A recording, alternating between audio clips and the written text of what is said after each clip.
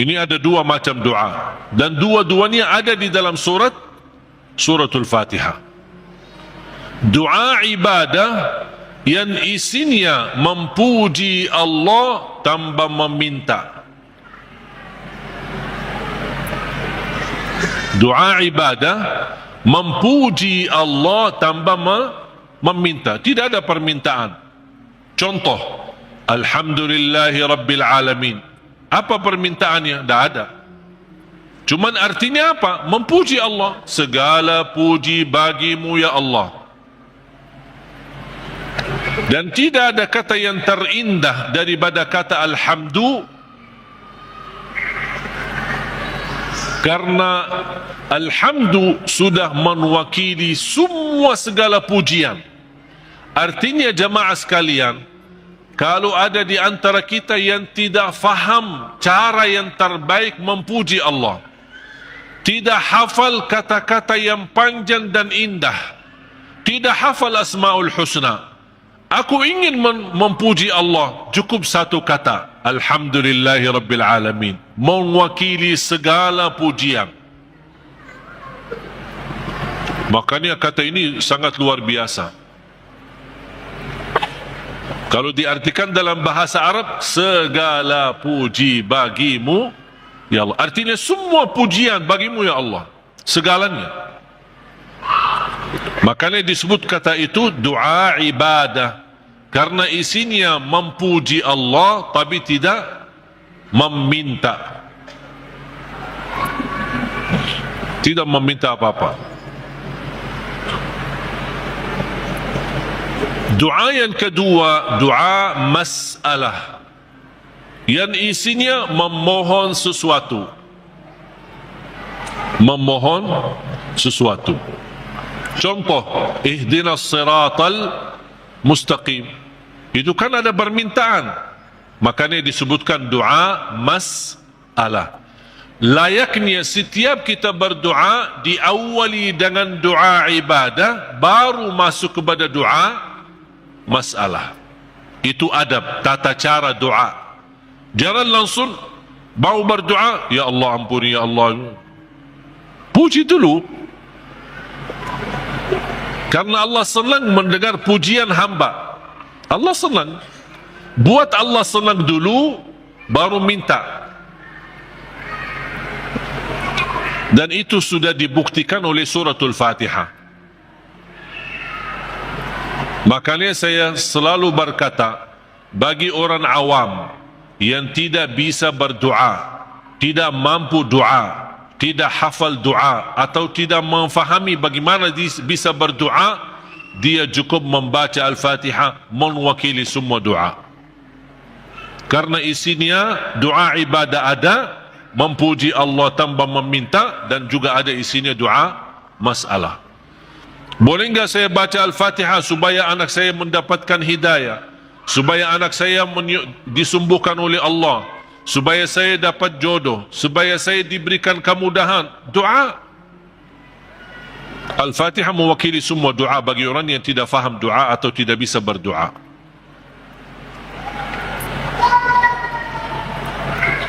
Jadi diawali doa kita dengan ibadah atau doa ibadah yang isinya memuji tanpa meminta, baru masuk ke tahap yang kedua, doa masalah, memohon kepada Allah SWT. Dan juga tolong jemaah sekalian perhatikan, habis dibacakan Al-Fatihah sampai iyyaka na'budu wa iyyaka nasta'in, belum meminta apa-apa.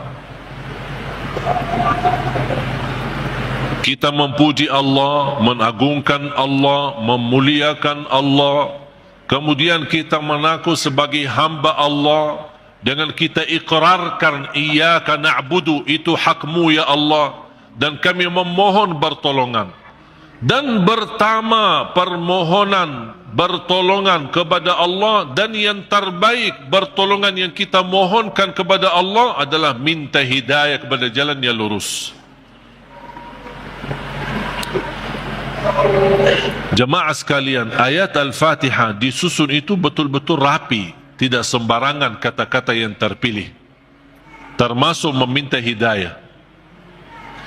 Kalau kita dapat hidayah, segala urusan kita beres. Karena kata ihdinas siratal mustaqim bukan berarti kita memohon hidayah kepada jalan yang lurus dalam hal agama. Itu tidak, bukan hanya itu saja. Tapi ihdinas siratal mustaqim dalam mengurusi rumah tangga, ihdinas siratal mustaqim dalam mendidik anak, ihdinas siratal mustaqim dalam mencari nafkah dan rezeki, ihdinas siratal mustaqim dalam kehidupan kami sehari-hari, ihdinas siratal mustaqim dalam beribadah, ihdinas siratal mustaqim dalam ikhlas, ihdinas siratal mustaqim dalam sabar, ihdinas siratal mustaqim dalam syukur. Semua hal-hal yang kita butuhkan, dunia maupun akhirat, ibadah maupun tidak ibadah, beramal apapun, kita memohon petunjuk hidayah kepada jalan yang lurus. Artinya, kita memohon melalui ayat ini, kita berharap segala aktivitas kita, kita bisa mendapatkan yang terbaik di jalan Allah. Ihdinas siratal mustaqim. Berilah Allah petunjuk kepada jalan yang lurus, yang terbaik. Yang terbaik ikhlas, yang terbaik rumah tangga, yang terbaik mendidik anak, yang terbaik dalam menjaga diri, yang terbaik melindungi diri, yang terbaik mencari nafkah dan rezeki, yang terbaik mencari kerjaan yang baik, yang terbaik dalam beribadah, yang terbaik dalam tahajud, yang terbaik dalam majlis ilmu, yang terbaik dalam menghafal Al-Quran. Semua kita berharap melalui ihdinas siratal mustaqim sudah termasuk segala yang kita inginkan, dan kita hanya meminta bukan sesuatu yang baik, tapi yang terbaik. Ihdinas siratal mustaqim. Contohnya seperti apa? Siratal ladzina an'amta alaihim. Ya Allah, kami memohon petunjuk kepada jalan yang lurus sebagaimana ada hamba-hambamu yang telah mendapatkan karunia nikmat-nikmatmu. Siratal ladzina an'amta alaihim. Ya Allah, kami ingin dapat seperti mereka. Seperti Sayyidina Abu Bakar, seperti Sayyidina Umar, seperti Sayyidina Uthman, seperti Sayyidina Ali, seperti Siti Khadijah, seperti Siti Aisyah. Kita ingin seperti mereka, siratal ladzina an'amta alaihim. Janganlah ya Allah seperti orang-orang yang dimurkai oleh Allah atau orang yang tersesat. Ghairil maghdubi alaihim waladdallin. Ya Allah, jauhkan, lindungilah kami dari situ, dari hal-hal yang mendapatkan kemurkaan-Mu. Kami tidak mau. Kami mau sebagaimana hamba-Mu yang telah menerima karunia nikmat-nikmat, siratal ladzina an'amta alaihim. Itu yang kami mau ya Allah. Tapi jangan di jalan orang-orang yang dimurkai Allah dan orang-orang yang tersesat. Apa beda al-maghdubi alaihim waladdallin? Bedanya apa? Orang yang dimurkai Allah sama orang yang tersesat. Orang yang dimurkai Allah yang memiliki kemampuan ilmu tapi tidak menggunakan ilmu untuk mendekatkan diri kepada Allah. Sombong. Mereka berilmu, tapi sayang sekali ilmu yang mereka dapatkan hanya ingin menunjukkan kelebihan diri, menunjukkan dirinya sebagai orang yang hebat, bukan untuk digunakan untuk mendekatkan diri kepada Allah. Dan ketua umum majlis al-maghdubi alaihim orang Yahudi. Ketua umum majlisnya orang Yahudi. Yahudi adalah kelompok atau golongan yang berilmu, tapi mereka mendapatkan kemurkaan Allah karena mereka tidak pernah menggunakan ilmu tersebut. Justru kecerdasan mereka dengan kehebatan ilmu mereka, mereka menggunakan untuk mensusahkan umat. Paling hebat ilmu ekonomi Yahudi, paling hebat ilmu media Yahudi. Makanya sekarang mereka seluruh media itu dimiliki oleh Yahudi. Ekonomi dunia dikuasai oleh Yahudi. Karena mereka punya ilmu, tapi mereka kenapa kuasai? Bukan untuk digunakan untuk kemudahan bagi manusia, tapi justru mereka menggunakan untuk kemanfaatan buat mereka sendiri. Makanya Allah murka terhadap mereka. Waladhdallin, orang-orang yang tersesat, yang suka mengamalkan amalan-amalan tapi tidak ada ilmunya. Kenapa kamu lakukan? Tidak tahu. Saya cuma suka itu, tapi tidak ada ilmunya. Contohnya, ketua umum majlis Waladhdallin adalah Nasrani. Nasrani ahli ibadah, beda sama orang Yahudi. Kalau Yahudi ahli ilmu, kalau Nasrani ahli ibadah. Bahkan mereka menggunakan rahbaniyah, memaksakan diri beribadah sepanjang hari. Sampai ada yang mendiamkan diri di sebuah tempat yang tidak bisa ditinggalkan, tidak mau nikah, tidak mau makan daging, tidak mau makan ini segala. Ini semua dilakukan oleh mereka. Itu yang tidak ada dasarnya. Berlebih-lebihan. Islam melarang kita berlebih-lebihan beribadah. Sebagaimana ada 3 orang ketika datang ke Madinah mendengar betapa ibadah Rasulullah SAW. Sambil salat tahajud, sambil bangka kakinya. Kita pernah enggak bangka kaki kita? Pernah. Ketika begal, capek, urus dunia. Bukan karena tahajud.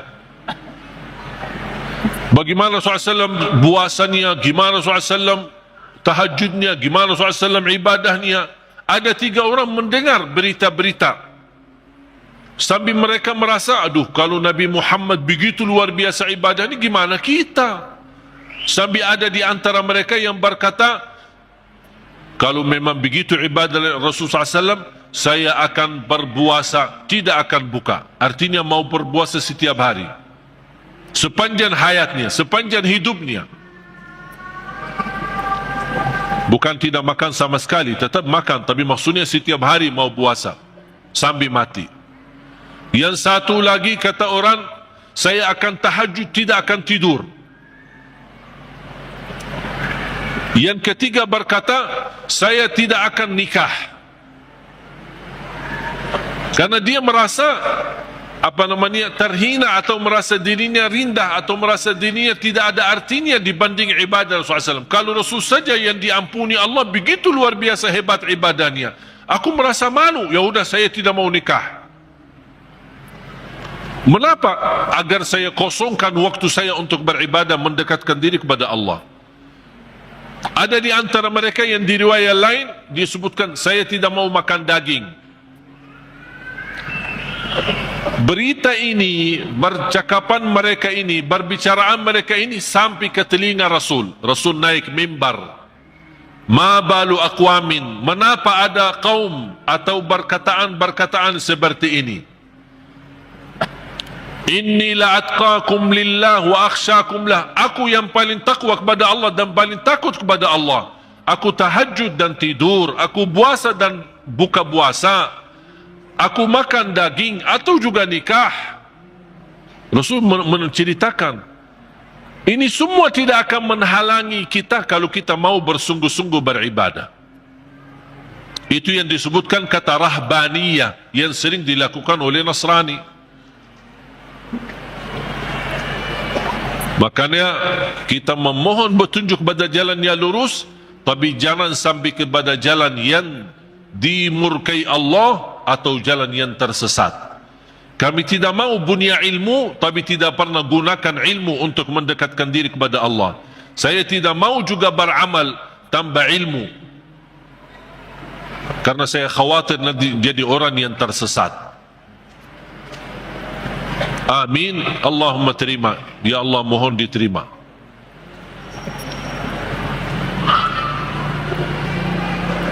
Oleh kerana itu jemaah sekalian dimuliakan Allah Subhanahu wa taala, jumpa betapa mulianya suratul Fatihah.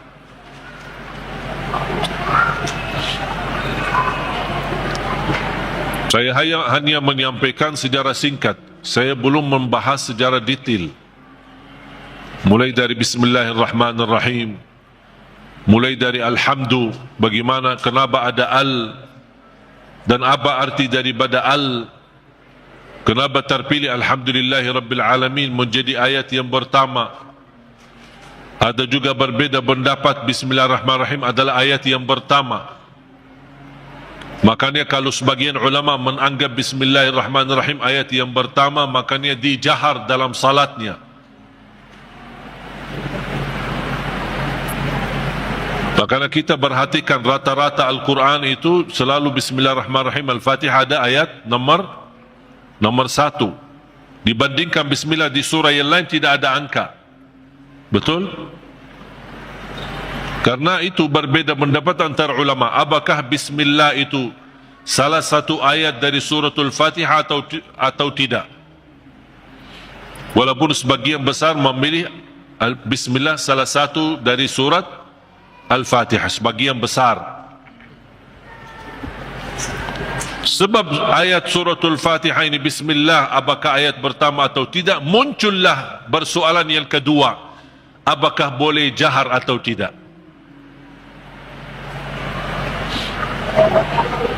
Kalau tidak dijahar, tetap boleh atau tetap mewajibkan atau membaca Bismillah. Bagi orang yang suka baca sir, tetap baca Bismillah, karena dia sebagian dari surat. Jangan Allahu Akbar baca doa iftitah langsung Alhamdulillahi Rabbil Alamin. Mana Bismillahnya? Tetap dibacakan walaupun sir, tidak dijahar. Menurut saya bagi soal jahar atau sir tidak masalah. Keras suara atau tidak keras suara tidak masalah.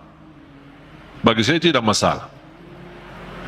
Dan saya selalu sesuaikan masjid yang suka keraskan suara dengan Bismillah, saya suka tanya kalau diminta jadi imam. Kalau jahar Bismillah, saya jahar.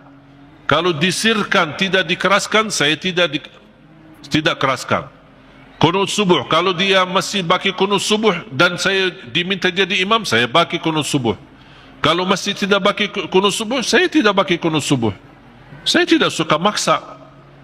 Tak, saya tidak mau kunut subuh. Kalau saya jadi imam, saya tidak mau kunut subuh. Kenapa? Ini bid'ah, ini sesat semua. Nah. Gampang, alhamdulillah, hal berbeda, tidak masalah. Yang saya paling suka masjid netral. Ketika saya masuk masjid, saya suka tanya ketika diminta jadi imam. Karena mereka berharap mudah-mudahan ini. Padahal saya suka mundur, saya tidak mau jadi imam karena pensiun jadi imam. Tapi kadang-kadang jamaah mengharapkan, barangkali niatnya mengharap berkahnya, mengharap apalah gitu. Akhirnya saya harus turuti permintaan mereka. Tapi saya suka tanya, jahar Bismillah atau tidak, qunut subuh atau tidak, habis salat zikir atau tidak, doa atau tidak.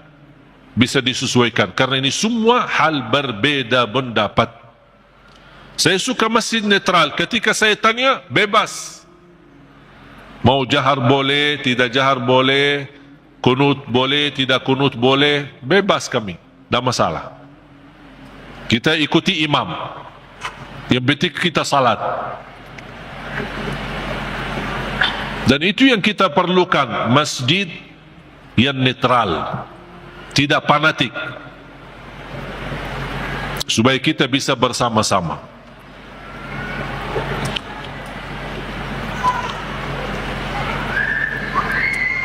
Bismillahirrahmanirrahim. Kalau kita hitungkan Al-Fatihah berapa ayat? Berapa? 7. Itu sudah disepakati. Itu sudah disepakati. 7 ayat. Sekarang gimana kita bisa jelaskan? Kalau Bismillah sebagian dari suratul Fatihah, gimana kalau kita hitungkan ayatnya? Ayo kita mari sama-sama hitung. Bismillahirrahmanirrahim 1, Alhamdulillahi Rabbil Alamin 2, Ar-Rahmanir-Rahim 3, Maliki Yawmiddin 4, Iyyaka na'budu wa iyyaka nasta'in 5, Ihdinas siratal mustaqim 6. Berarti tinggal berapa? 1 ayat. Siratal ladzina an'amta 'alaihim ghairil maghdubi 'alaihim waladdallin. 1. Berarti jadi berapa? 7. Bagi ulama yang pendapat Bismillah tidak sebagian dari suratul Fatihah, tidak dihitung sebagian dari ayat suratul Fatihah. Berarti ayo coba kita hitung. Kalau dikeluarkan Bismillah, mari kita hitung ayat pertama apa? Alhamdulillahi Rabbil Alamin, 1. Terus Ar-Rahman Ar-Rahim, 2. Terus 3, 4, 5.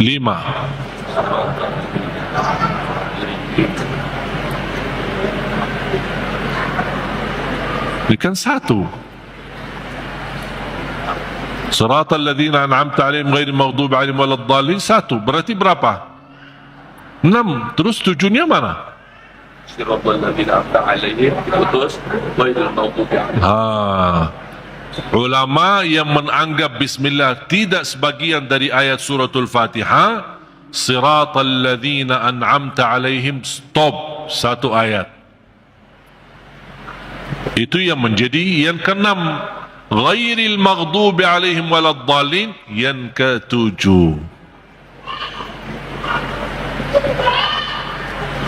Karena siratal ladzina an'amta 'alaihim sudah sempurna makna kalau kita berhenti. Sudah selesai, makna jelas, sempurna, tidak ada kaitan dengan selanjutnya. Makanya dianggap itu 1 ayat.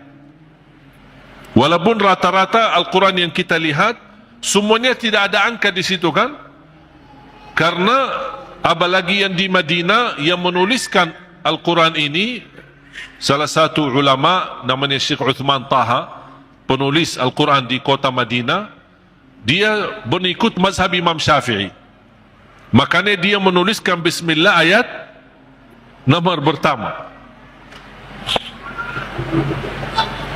Dan itu yang diberlakukan oleh sebagian besar di mana-mana, di Mesir, di mana-mana selalu Al-Quran kita perhatikan selalu Bismillah ayat yang pertama.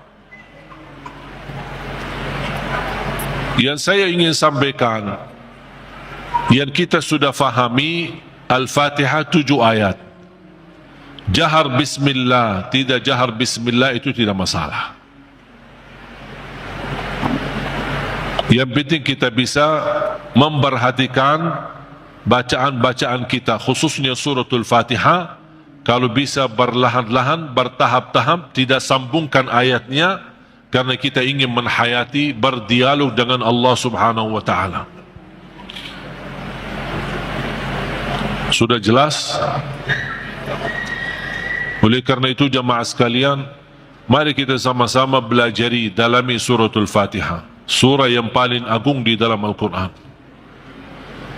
surah yang luar biasa, memiliki keistimewaan, memiliki keberkahan yang dahsyat. Jangan kita hanya membaca sampai 17 kali di dalam salat fardu, tapi tidak merasakan sedikit apapun dalam hati kita. 17 kali itu minimal, tapi kita tidak merasa apa-apa. Seperti ayat-ayat yang lain. Padahal suratul Fatihah ini, kalau betul-betul kita bisa fahami dan belajari dan mendalaminya, wallahi bakal nangis. Saking agungnya dan indahnya suratul Fatihah. Cukup keindahan di dalamnya kita berdialog dengan Allah. Kita hamba yang masih banyak dosa, yang masih kotor, yang tidak banyak kekurangan, yang tidak banyak sempurna, banyak kekurangan ikhlas kita dan banyak kekurangan khusyuk kita. Tapi ketika kita baca Al-Fatihah, Allah masih berkenan menjawab kita di setiap ayat yang kita baca. Oleh kerana itu, hayati Bismillahirrahmanirrahim dengan artinya dan maknanya yang segitu dalam. Alhamdulillahi Rabbil Alamin, segala puji bagimu ya Allah. Dan Allah menjawab kita, hambaku telah mempujiku. Makanya saya senang ketika baca Al-Fatihah, apalagi kalau lagi sendirian, lebih menikmati. Ketika jadi imam memang terbatasi. Kalau kita ingin berlama-lama baca Al-Fatihah ketika jadi imam, orang takut nanti di belakang fikir kita lupa ayatnya. Alhamdulillahi Rabbil Alamin, Ar-Rahman Ar-Rahim. Kita kan lagi hayati, jadi bingung kan. Diam sebentar aja langsung dijawab. Saya ingin menghayati, memberi kesempatan Allah menjawab saya agar saya bisa merasakan jawaban Allah. Ar-Rahmanir Rahim, Maliki Yawmiddin, Iyyaka na'budu wa iyyaka nasta'in, اهدنا الصراط المستقيم صراط الذين أنعمت عليهم غير المغضوب عليهم ولا الضالين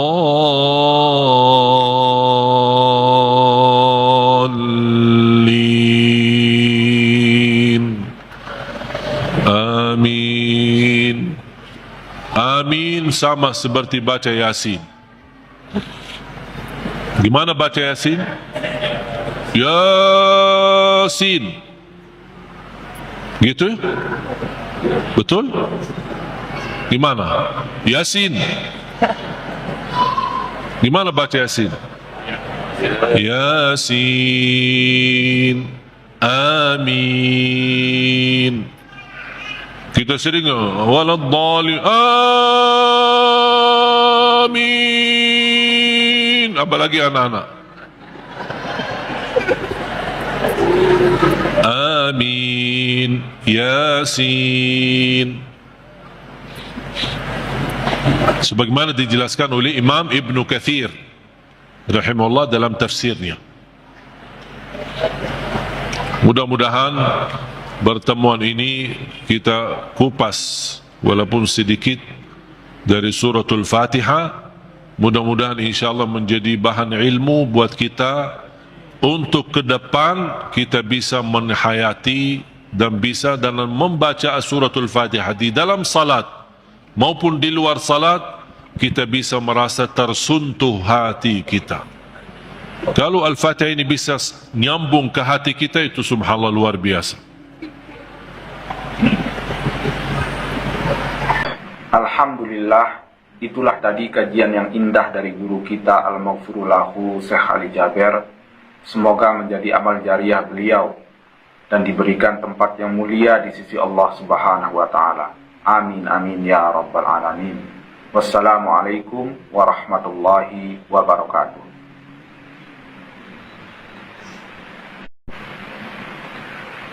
Bismillahirrahmanirrahim. Assalamualaikum warahmatullahi wabarakatuh. Saudaraku yang beriman, marilah sejenak kita simak kajian dari guru kita Al-Maghfurulahu Syekh Ali Jaber, sekaligus mengenang beliau dan memetik hikmah, ilmu dan amalan di dalam kajian ini yang insya Allah akan menjadi suatu kebaikan bagi kita untuk menjalani kehidupan sehari-hari. Marilah kita simak bersama-sama. Bismillahirrahmanirrahim. Assalamualaikum warahmatullahi wabarakatuh. Alhamdulillahi rabbil alamin, wa ashhadu an la ilaha illallah wahdahu la syarika lahu waliyus salihin, wa ashhadu anna sayyidana wa nabiyyana Muhammadan abdullahi wa rasuluhu as-sadiqul amin. Allahumma salli wa sallim wa barik ala sayyidina Muhammad wa ala alihi wa sahbihi wa man tabi'ahum bi ihsanin ila yaumiddin. Allahumma allimna ma yanfa'una wa anfa'na bima 'allamtana wa zidna ilman wa tuqa. Para jemaah sekalian yang dimuliakan Allah Subhanahu wa taala,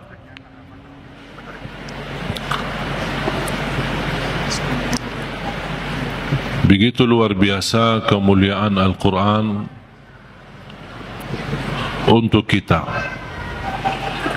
Kita terpilih menjadi umat Nabi Muhammad sallallahu alaihi wasallam, menjadi ummatul Quran. Quran yang abadi, Quran yang suci, dijamin tidak ada celah di dalamnya, tidak ada kesalahan, tidak ada kebatilan. Bahkan dalam lindungan Allah Subhanahu wa taala, dari bentuk makna, arti, isinya, tulisannya, halam-halamannya, dan semua dilindungi oleh Allah Subhanahu wa taala. Sebagaimana janji Allah, inna nahnu nazzalna dzikra wa inna lahu lahafizun. Kami telah menurunkan Al-Quran dan kamilah yang menjaganya. Termasuk terjaga ahlul Quran. Bukan hanya Al-Quran sendiri yang terjaga, tetapi ahlul Quran pun dijaga oleh Allah Subhanahu wa taala. Bahkan salah satu lindungan Allah Subhanahu wa taala kepada kita melalui Al-Quran, akan dilindungi oleh Allah ahlul Quran dari siksa neraka Jahannam.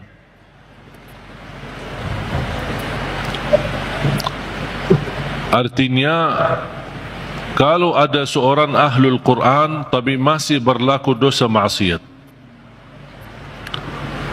dan seandainya dihukum oleh Allah untuk masuk neraka sementara, untuk disucikan dan membersihkan dari dosa dan maksiat, neraka pun tidak akan mampu menghanguskan kulitnya dan tidak akan mampu membakar hatinya, karena isinya Al-Quran.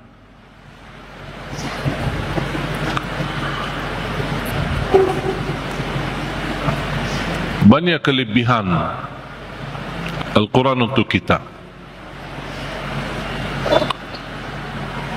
Surah yang paling agung di dalam Al-Quran Suratul Fatihah.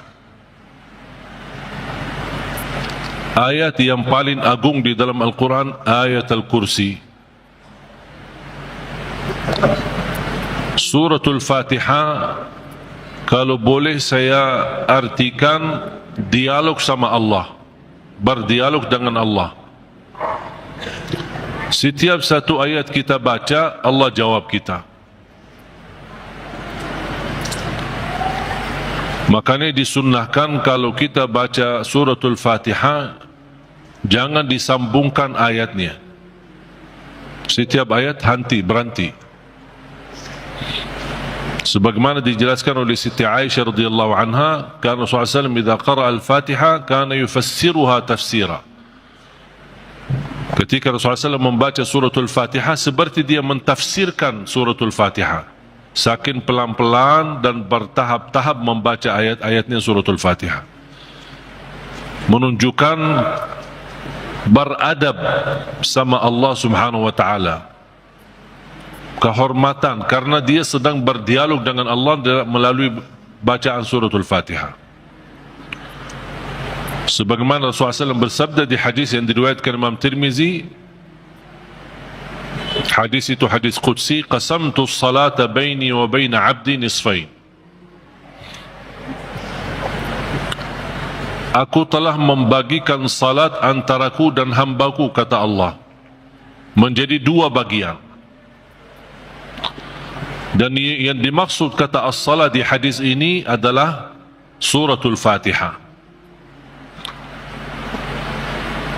Ternyata suratul Fatihah memiliki banyak nama. Disebutkan nama di antara lain Al-Fatihah, Ummul Kitab, Ummul Quran, As-Salah, As-Syafiyah, Ar-Raqiyah, Al-Waqiyah, menyembuh segala penyakit,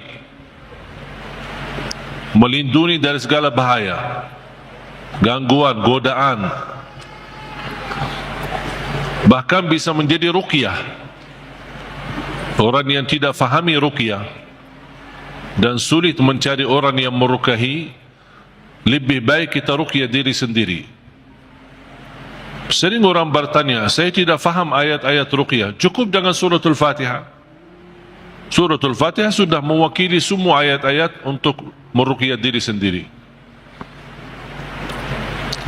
Menjadi rutin dibaca. Boleh jadi wirid. Setiap hari kita baca Al-Fatihah 10 kali, 20 kali, 100 kali, semampu kita. Jadi wirid. Keberkahannya luar biasa. Boleh menjadi doa dalam air minum kita. Setiap mau minum air dalam botol atau gelas, kita baca Al-Fatihah, tiup di dalam air, kemudian minum. Itu menjadi obat. Biasakan anak-anak kita minum air yang sudah dibacakan dalamnya suratul Fatihah. Jangan menunggu kiai, ustaz, habib datang untuk membacakan Al-Fatihah dalam air. Kita sendiri belajar. Baca 3 kali boleh, 1 kali boleh, 7 kali boleh. Habis itu tiup dalam air, boleh 3 kali. Kemudian silahkan minum. Kasih kepada anak-anak kita. Al-Fatihah itu obat.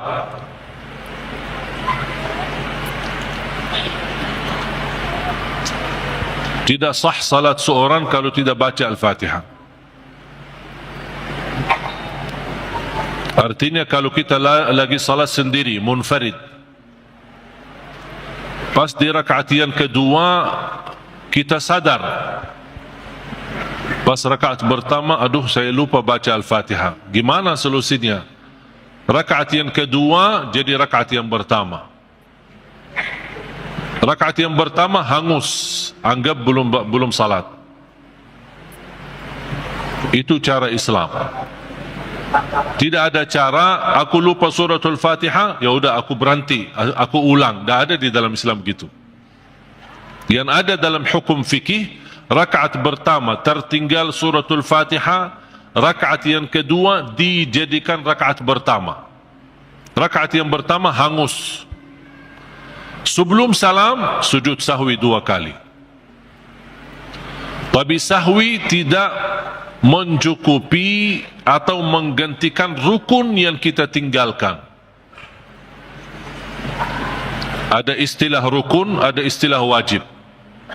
Kalau tertinggal wajib dalam salat, masih bisa kita laksanakan sujud sahwi, menggantikan yang kita tinggalkan. Contoh, salah satu contoh wajib apa?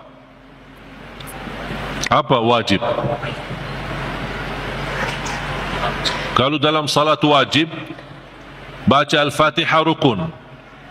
Melanjutkan ayat-ayat yang lain, surah pendek, itu wajib. Gimana kalau saya salat zuhur, habis saya baca Al-Fatihah di rakaat pertama, saya langsung ruku'.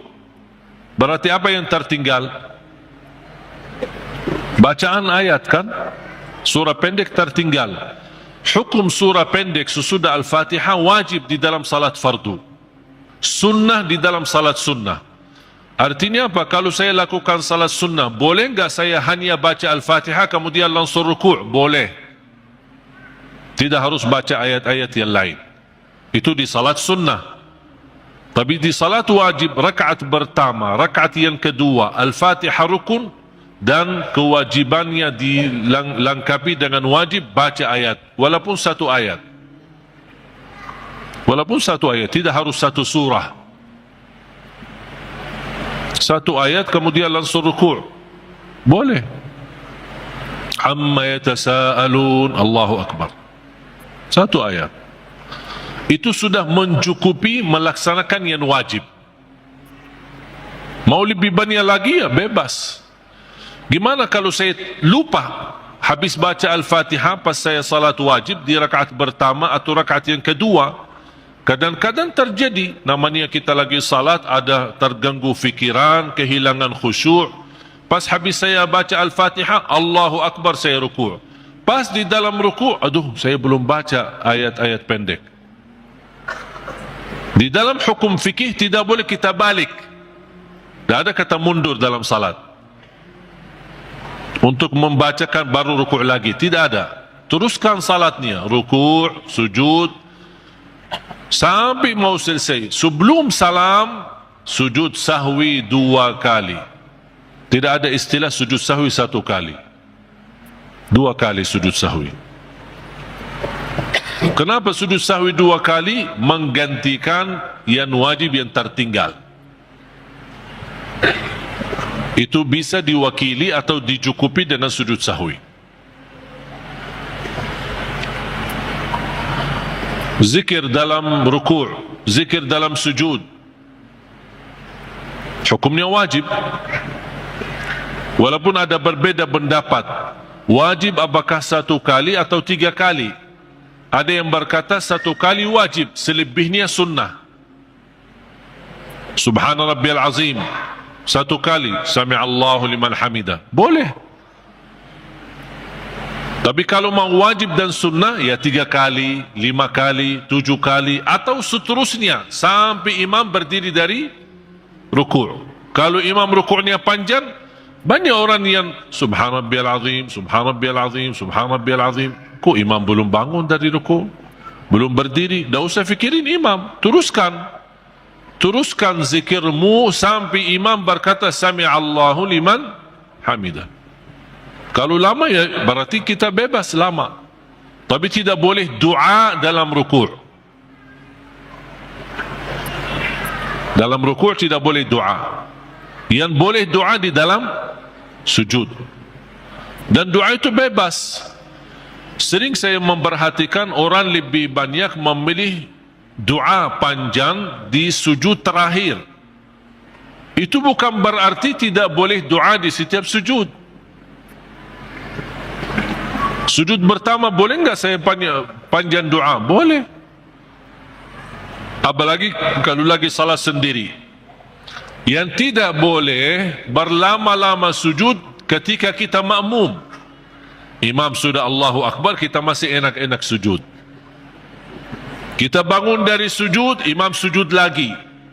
Suka telat. Itu makruh, bahkan bisa disampaikan membatalkan salat kalau sengaja. Udah, kalau makmum ikuti imam. Mau berlama-lama sujud, anda lagi salat sendiri, silahkan. Sampai hari kiamat sujud, tak apa-apa. Tak masalah, bebas. Banyak orang yang suka kalau pas lagi makmum, enak sujud lama. Sampai tertinggal imamnya. Tapi pas lagi sendirian, malas lama-lama sujud. Jadi kebalik. Tapi kalau yang tertinggal rukun itu tidak mencukupi atau tidak bisa digantikan dengan sujud sahwi, tetap harus melaksanakan rukun tersebut. Contoh, rakaat pertama habis saya baca Al-Fatihah, baca surah pendek, kemudian langsung Allahu Akbar, tanpa saya sadar saya sujud. Terjadi enggak? Ada yang sujud tanpa rukuk. Pas dia di sujud, aduh saya belum rukuk. Gimana solusinya dalam fikih?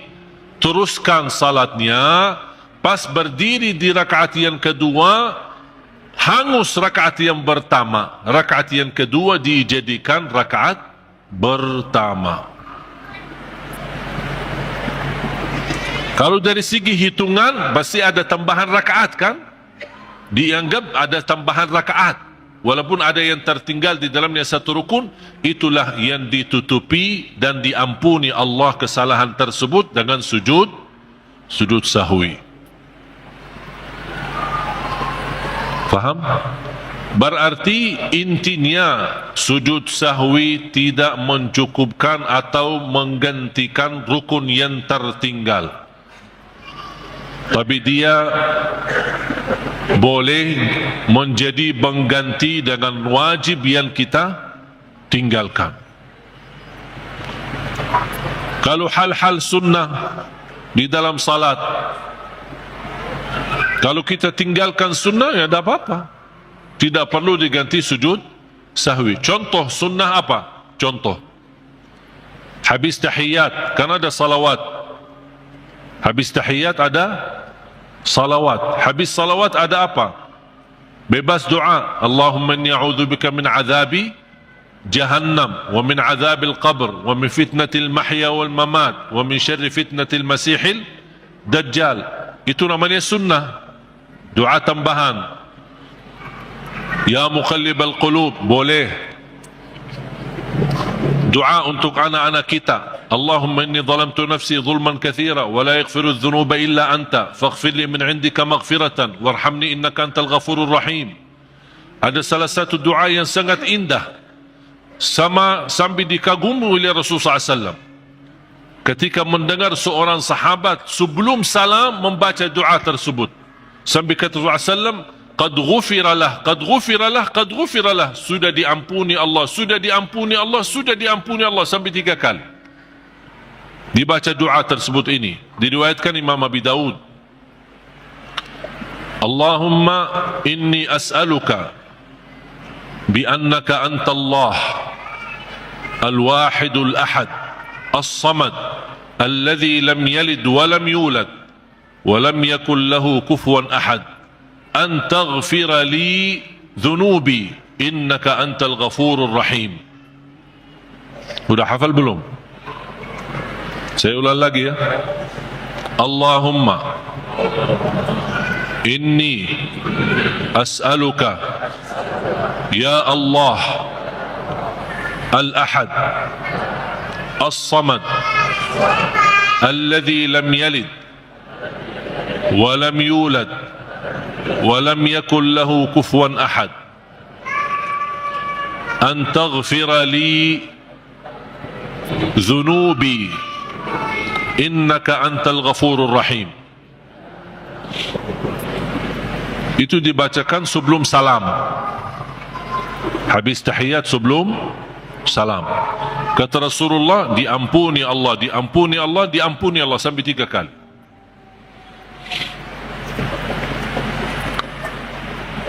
Kalau sudah hafal qulhu masih bisa hafal doa ini. Hafal qulhu kan? Alhamdulillah hafal. Kan isinya sama dengan isi surat Al-Ikhlas. Allahumma inni as'aluka ya Allah. Ini sudah sampai di sini ya. Allahumma inni as'aluka ya Allah al-ahad as-samad alladhi lam yalid wa lam yulad wa lam yakul lahu kufuwan ahad an taghfira li dhunubi innaka antal ghafurur rahim. Itu sunnah. Atau doa-doa yang lain kalau kita hafal, apapun doa bebas. Bahkan ada yang membolehkan dalam berdoa sebagaimana kata guru saya Syekh Salih Al-Maghamsi, untuk boleh kita membaca doa walaupun dalam bahasa sendiri, di dalam sujud maupun di ujung tahiyat, bebas kita berdoa. Tapi saya memilih dan mendorong jamaah hafallah doa bahasa Arab sama artinya, supaya kita bisa merasakan makna doa dalam bahasa Arab. Kalau kita sama sekali kesulitan menghafal, berarti kita bisa berdoa walaupun dalam bahasa sendiri. Karena hal-hal yang sunnah itu boleh dibacakan dalam bahasa sendiri. Doa di dalam sujud, doa ketika habis tahiyat, tapi tidak boleh tahiyat atau salawat diganti dengan bahasa sendiri. Tahiyatu tayyibatu, apa ya bahasa Indonesianya? Tak boleh diganti dalam bahasa Indonesia. Atau baca Al-Fatihah tapi dalam bahasa Indonesia. Segala puji bagimu ya Allah, Rabb semesta alam, amin, amin. Bahasa Indonesia amin, amin ya juga, amin. Itu tak boleh. Jadi hal yang wajib, hal yang rukun tidak boleh diganti dengan bahasa sendiri. Kalau hal yang sunnah seperti doa-doa di dalam sujud atau di ujung tahiyat sebelum salam, tidak apa-apa. Ada ulama membolehkan. Walaupun saya memilih lebih baik utamakan yang dalam bahasa Arab.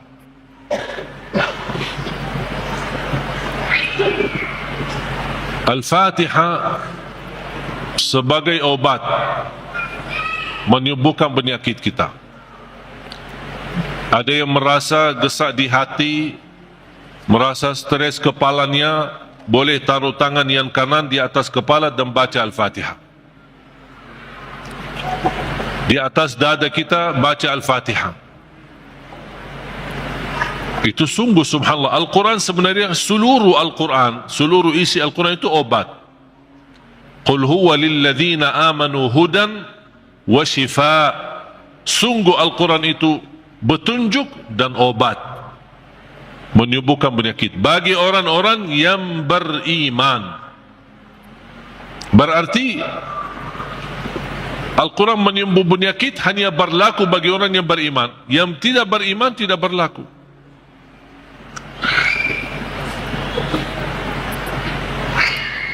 Dan banyak hadis yang menunjukkan Al-Fatihah itu sebagai ruqyah. Sebagaimana hadis Abu Musa Al-Ash'ari radhiyallahu an ketika menobati seorang kepala kampung yang sambat sakit, kemudian dibacakan Al-Fatihah. Kemudian faka'annama nashita min iqal, sampai dia sembuh seperti tidak pernah sakit sebelumnya. Dan mereka mencerita ketika mereka pulang ke Madinah bertemu Rasulullah SAW, mereka mencerita apa yang terjadi bersama orang kampung. Di antaranya kepala kampung yang sedang sakit, dibacakan Al-Fatihah, dia sembuh. Rasulullah SAW bersabda, "Wa ma yudrika annaha ruqyah." Dari mana wahai Abu Musa kamu tahu itu ruqyah? Itu menunjukkan Rasul setuju dengan perilaku Abu Musa Al-Ash'ari. Kembali kepada hadis yang diriwayatkan Imam Tirmizi, hadis yang qudsi, qasamtu salata baini wa baina abdi nisfain. Aku telah membagikan salat antaraku dan hambaku. Ini Allah yang sedang bicara di hadis qudsi itu. Berarti salah satu nama suratul Fatihah As-Salah namanya. Kenapa dinamakan As-Salah? Karena tidak sah salat kita tanpa suratul Fatihah. Qasamtu salata baini wa baina abdi nisfain. Aku telah membagikan salat itu antaraku dan hambaku dua bagian.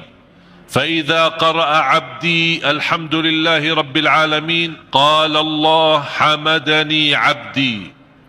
Ketika hamba berkata alhamdulillahi rabbil alamin qala Allah, Allah jawab. Cuba bayangkan jemaah sekalian, setiap satu ayat dari suratul Fatihah kita baca, Allah jawab kita. Makanya layaknya adab yang sempurna, jangan sambungkan suratul Fatihah. Allah jawab, kita hayati jawaban Allah subhanahu wa ta'ala. Alhamdulillahi rabbil alamin. Allah menjawab, hambaku telah memujiku. Alhamdulillahi rabbil alamin. Qala Allah hamadani abdi. Hambaku telah memujiku. Ar-Rahmanir Rahim. Qala Allah majjadani abdi. Hambaku telah mengagungkanku. Malik yaumiddin. Qala Allah athna alayya abdi. Hambaku telah memuliakanku. Allah jawab setiap ayat. Iyyaka na'budu wa iyyaka nasta'in. Allah jawab, ini antaraku dan hambaku. Na'budu itu Allah. Nasta'in, kami memohon pertolongan kepada Allah. Berarti ada dua bagian. Ini antaraku dan hambaku, kata Allah. Ini ada bagian untukku, ada bagian untuk hambaku. Iyyaka na'budu wa iyyaka nasta'in. Dan terpilih kata nasta'in memang sangat pas.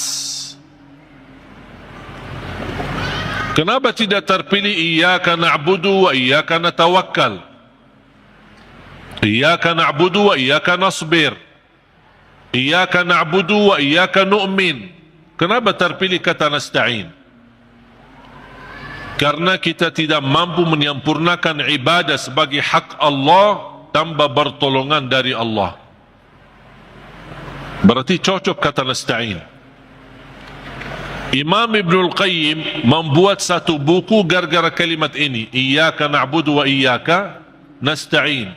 Bukunya 2 jilid, lebih dari 400 halaman.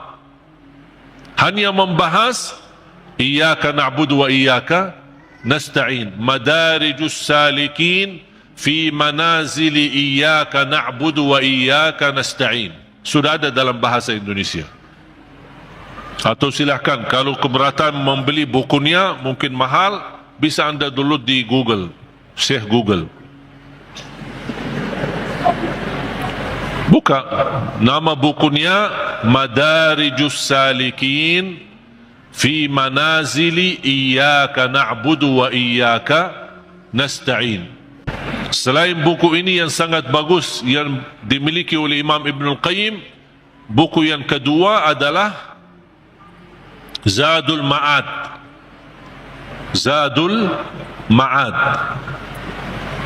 Kata guru saya, fantasnya dan layaknya setiap orang Muslim menyimpan buku ini di samping tidurnya, di tempat tidurnya. Sebelum mau tidur, baca walaupun 1 halaman dari buku itu. Kenapa? Karena buku Zadul Ma'ad termasuk buku yang terbagus membahas ibadah-ibadah dan sehari-hari Nabi Muhammad. Dan kita bisa terapkan setiap hari. Ini baca amalannya apa, ini baca amalannya apa. Gimana tidurnya Rasul, gimana ibadahnya Rasul, gimana zikirnya Rasul, gimana makanannya Rasul, gimana perginya dan jalannya Rasul. Itu semua dibahas dalam buku itu, Zadul Ma'ad. Silakan buka di Google juga. Banyak Syekh Google hebat itu, semua ada. Karya Imam Ibnul Qayyim. Kalau anda bisa beli 2 buku ini atau bisa download di internet, itu sangat bagus. Sudah ada dalam bahasa Indonesia. Subhanallah, begitu indah kajian yang disampaikan oleh guru kita Al-Maghfur Lahu Syekh Ali Jaber. Semoga Allah memberikan kita kemudahan dalam setiap langkah mengerjakan kebaikan. Amin amin ya rabbal alamin.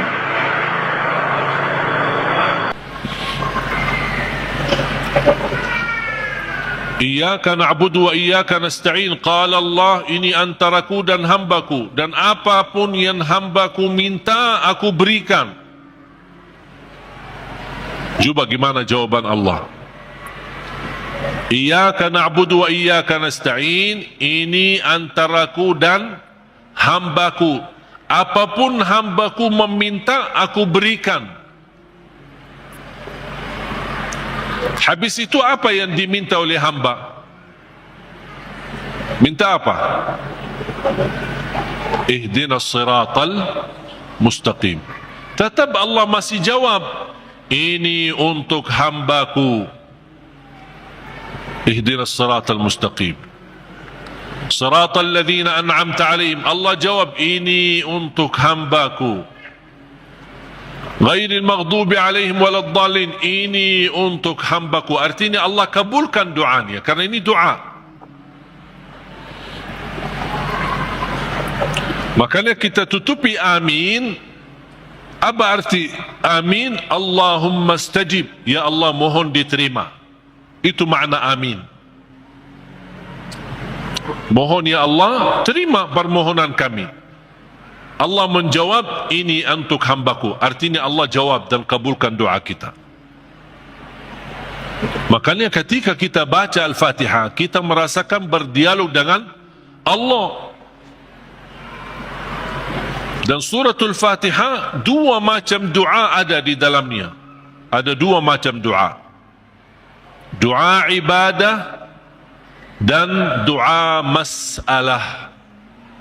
Bukan masalah ya. Masalah. Doa ibadah dan doa masalah. Apa beda doa ibadah sama doa masalah? Ini ada 2 macam doa, dan dua-duanya ada di dalam suratul Fatihah. Doa ibadah yang isinya memuji Allah tanpa meminta. Doa ibadah memuji Allah tanpa meminta. Tidak ada permintaan. Contoh, Alhamdulillahi Rabbil Alamin. Apa permintaannya? Tidak ada. Cuman artinya apa? Memuji Allah. Segala puji bagimu ya Allah. Dan tidak ada kata yang terindah daripada kata Alhamdu, karena Alhamdu sudah mewakili semua segala pujian.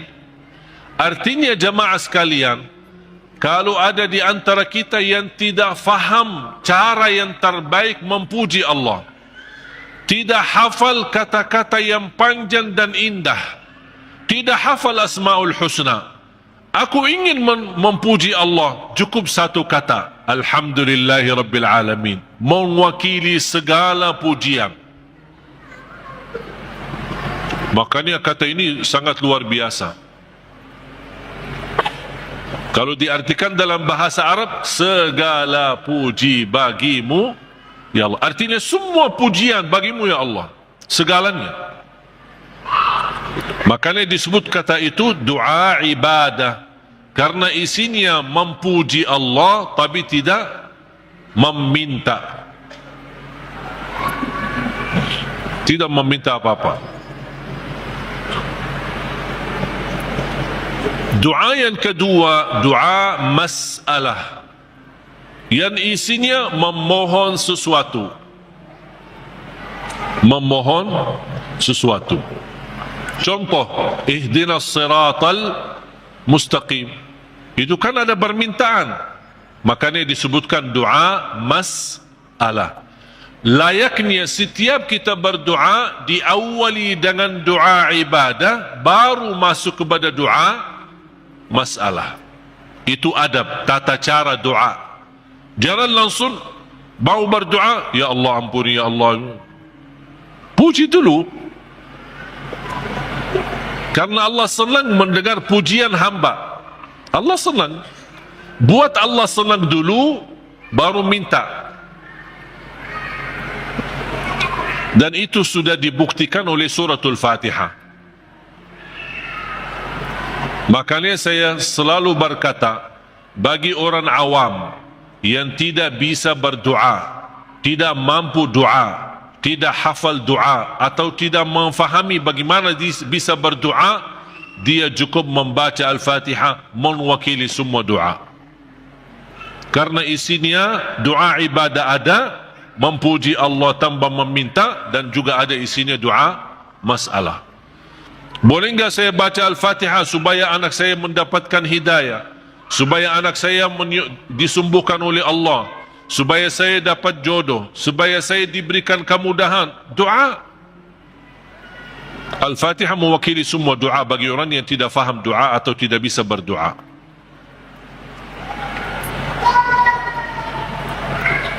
Jadi diawali doa kita dengan ibadah atau doa ibadah yang isinya memuji tanpa meminta, baru masuk ke tahap yang kedua, doa masalah, memohon kepada Allah SWT.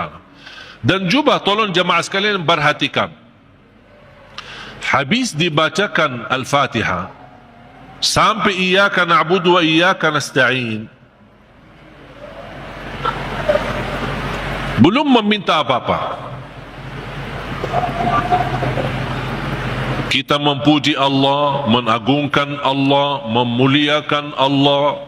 Kemudian kita mengaku sebagai hamba Allah dengan kita ikrarkan iyyaka na'budu, itu hakmu ya Allah, dan kami memohon pertolongan. Dan pertama permohonan bertolongan kepada Allah, dan yang terbaik pertolongan yang kita mohonkan kepada Allah adalah minta hidayah kepada jalan yang lurus. Jemaah sekalian, ayat Al-Fatihah disusun itu betul-betul rapi, tidak sembarangan kata-kata yang terpilih, termasuk meminta hidayah. Kalau kita dapat hidayah, segala urusan kita beres. Karena kata ihdinas siratal mustaqim bukan berarti kita memohon hidayah kepada jalan yang lurus dalam hal agama. Itu tidak, bukan hanya itu saja. Tapi ihdinas siratal mustaqim dalam mengurusi rumah tangga, ihdinas siratal mustaqim dalam mendidik anak, ihdinas siratal mustaqim dalam mencari nafkah dan rezeki, ihdinas siratal mustaqim dalam kehidupan kami sehari-hari, ihdinas siratal mustaqim dalam beribadah, ihdinas siratal mustaqim dalam ikhlas, ihdinas siratal mustaqim dalam sabar, ihdinas siratal mustaqim dalam syukur. Semua hal-hal yang kita butuhkan dunia maupun akhirat, ibadah maupun tidak ibadah, beramal apapun, kita memohon petunjuk hidayah kepada jalan yang lurus. Artinya, kita memohon melalui ayat ini, kita berharap segala aktivitas kita bisa mendapatkan yang terbaik di jalan Allah. Ihdinas siratal mustaqim. Berilah Allah petunjuk kepada jalan yang lurus, yang terbaik. Yang terbaik ikhlas, yang terbaik rumah tangga, yang terbaik mendidik anak, yang terbaik dalam menjaga diri, yang terbaik melindungi diri, yang terbaik mencari nafkah dan rezeki, yang terbaik mencari kerjaan yang baik, yang terbaik dalam beribadah, yang terbaik dalam tahajud, yang terbaik dalam majlis ilmu, yang terbaik dalam menghafal Al-Quran. Semua kita berharap melalui ihdinas siratal mustaqim sudah termasuk segala yang kita inginkan, dan kita hanya meminta bukan sesuatu yang baik, tapi yang terbaik. Ihdinas siratal mustaqim. Contohnya seperti apa? Siratal ladzina an'amta alaihim. Ya Allah, kami memohon petunjuk kepada jalan yang lurus sebagaimana ada hamba-hambamu yang telah mendapatkan karunia nikmat-nikmatmu. Siratal ladzina an'amta alaihim. Ya Allah, kami ingin dapat seperti mereka. Seperti Sayyidina Abu Bakar, seperti Sayyidina Umar, seperti Sayyidina Uthman, seperti Sayyidina Ali, seperti Siti Khadijah, seperti Siti Aisyah. Kita ingin seperti mereka, siratal ladzina an'amta alaihim. Janganlah ya Allah seperti orang-orang yang dimurkai oleh Allah atau orang yang tersesat. Ghairil maghdubi alaihim waladdallin. Ya Allah, jauhkan, lindungilah kami dari situ, dari hal-hal yang mendapatkan kemurkaanmu. Kami tidak mau. Kami mau sebagaimana hamba-Mu yang telah menerima karunia nikmat-nikmat, siratal ladzina an'amta alaihim. Itu yang kami mau ya Allah. Tapi jangan di jalan orang-orang yang dimurkai Allah dan orang-orang yang tersesat. Apa beda al-maghdubi alaihim waladdallin? Bedanya apa? Orang yang dimurkai Allah sama orang yang tersesat. Orang yang dimurkai Allah yang memiliki kemampuan ilmu tapi tidak menggunakan ilmu untuk mendekatkan diri kepada Allah. Sombong. Mereka berilmu, tapi sayang sekali ilmu yang mereka dapatkan hanya ingin menunjukkan kelebihan diri, menunjukkan dirinya sebagai orang yang hebat, bukan untuk digunakan untuk mendekatkan diri kepada Allah. Dan ketua umum majlis al-maghdubi alaihim orang Yahudi. Ketua umum majlisnya orang Yahudi. Yahudi adalah kelompok atau golongan yang berilmu, tapi mereka mendapatkan kemurkaan Allah karena mereka tidak pernah menggunakan ilmu tersebut. Justru kecerdasan mereka dengan kehebatan ilmu mereka, mereka menggunakan untuk mensusahkan umat. Paling hebat ilmu ekonomi Yahudi, paling hebat ilmu media Yahudi. Makanya sekarang mereka seluruh media itu dimiliki oleh Yahudi. Ekonomi dunia dikuasai oleh Yahudi. Karena mereka punya ilmu, tapi mereka kenapa kuasai? Bukan untuk digunakan untuk kemudahan bagi manusia, tapi justru mereka menggunakan untuk kemanfaatan buat mereka sendiri. Makanya Allah murka terhadap mereka. Waladdallin, orang-orang yang tersesat, yang suka mengamalkan amalan-amalan tapi tidak ada ilmunya. Kenapa kamu lakukan? Tidak tahu. Saya cuma suka itu. Tapi tidak ada ilmunya. Contohnya, ketua umum Majlis Waladhdallin adalah Nasrani. Nasrani ahli ibadah, beda sama orang Yahudi. Kalau Yahudi ahli ilmu, kalau Nasrani ahli ibadah. Bahkan mereka menggunakan rahbaniyah, memaksakan diri beribadah sepanjang hari. Sampai ada yang mendiamkan diri di sebuah tempat yang tidak bisa ditinggalkan, tidak mau nikah, tidak mau makan daging, tidak mau makan ini segala. Ini semua dilakukan oleh mereka. Itu yang tidak ada dasarnya. Berlebih-lebihan. Islam melarang kita berlebih-lebihan beribadah. Sebagaimana ada 3 orang ketika datang ke Madinah mendengar betapa ibadah Rasulullah SAW. Sambil salat tahajud, sambil bangka kakinya. Kita pernah enggak bangka kaki kita? Pernah. Ketika begal, capek, urus dunia. Bukan karena tahajud. Bagaimana Rasulullah SAW puasanya, gimana Rasulullah SAW tahajudnya, gimana Rasulullah SAW ibadahnya. Ada 3 orang mendengar berita-berita. Sambil mereka merasa, aduh, kalau Nabi Muhammad begitu luar biasa ibadah ini, gimana kita? Sambil ada di antara mereka yang berkata, kalau memang begitu ibadah Rasulullah SAW, saya akan berpuasa, tidak akan buka. Artinya mau berpuasa setiap hari. Sepanjang hayatnya, sepanjang hidupnya. Bukan tidak makan sama sekali, tetap makan. Tapi maksudnya setiap hari mau puasa. Sambil mati. Yang satu lagi kata orang, saya akan tahajud, tidak akan tidur. Yang ketiga berkata, saya tidak akan nikah. Karena dia merasa terhina atau merasa dirinya rendah atau merasa dirinya tidak ada artinya dibanding ibadah Rasulullah SAW. Kalau Rasul saja yang diampuni Allah begitu luar biasa hebat ibadahnya, aku merasa malu, ya udah saya tidak mau nikah. Mengapa? Agar saya kosongkan waktu saya untuk beribadah, mendekatkan diri kepada Allah. Ada di antara mereka yang di riwayat lain disebutkan, saya tidak mau makan daging. Berita ini, percakapan mereka ini, berbicaraan mereka ini sampai ke telinga Rasul. Rasul naik mimbar. Ma balu aqwamin, menapa ada kaum atau berkataan seperti ini? Inni la'atqakum lillah wa akhsyakum lah. Aku yang paling takwa kepada Allah dan paling takut kepada Allah. Aku tahajud dan tidur, aku puasa dan buka puasa, aku makan daging atau juga nikah. Rasul menceritakan, ini semua tidak akan menghalangi kita kalau kita mau bersungguh-sungguh beribadah. Itu yang disebutkan kata rahbaniyah yang sering dilakukan oleh Nasrani. Makanya kita memohon petunjuk kepada jalan yang lurus, tapi jangan sampai kepada jalan yang dimurkai Allah atau jalan yang tersesat. Kami tidak mau punya ilmu tapi tidak pernah gunakan ilmu untuk mendekatkan diri kepada Allah. Saya tidak mau juga beramal tanpa ilmu, karena saya khawatir nanti jadi orang yang tersesat. Amin. Allahumma terima. Ya Allah, mohon diterima.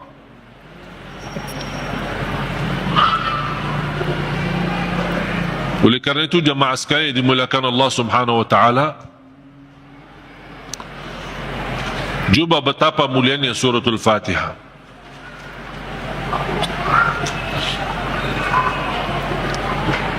Saya hanya menyampaikan secara singkat. Saya belum membahas secara detail. Mulai dari Bismillahirrahmanirrahim, mulai dari Alhamdu, bagaimana, kenapa ada al, dan apa arti daripada al, kenapa terpilih Alhamdulillahi Rabbil Alamin menjadi ayat yang pertama. Ada juga berbeda pendapat, Bismillahirrahmanirrahim adalah ayat yang pertama. Makanya kalau sebagian ulama menganggap Bismillahirrahmanirrahim ayat yang pertama, makanya dijahar dalam salatnya.